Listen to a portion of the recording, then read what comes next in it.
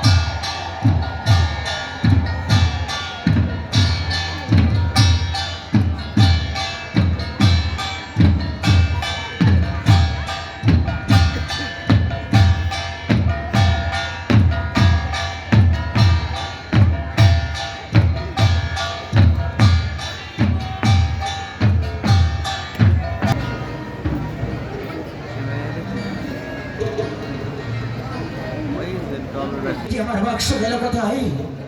আমার বাক্সে যে অনেক টাকা ছিল, বারণী মেলা মিলতে আমার সব টাকাগুলো বিক্রি হয়ে গেল।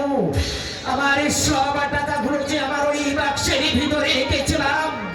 হায় হায়, আমি এখন কি করি? আমি কোথায় যাই? আমার কি সর্বনাশ হলো। আর আমি ওই মহাজনের দিন আমি কেমন করে শোধ করবো? হে দিনের দরদি, আমার একটি সর্বনাশ হলো, আমার একটি সর্বনাশ হলো। তুমি কি করলে ঠাকুর? তুমি কি করলে? ঠাকুরের আমার লীলা বুঝা বড় দায়। কাউকে হাসায় আবার কাউকে কাঁদায়।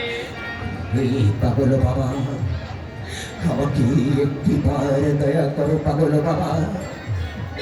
জানো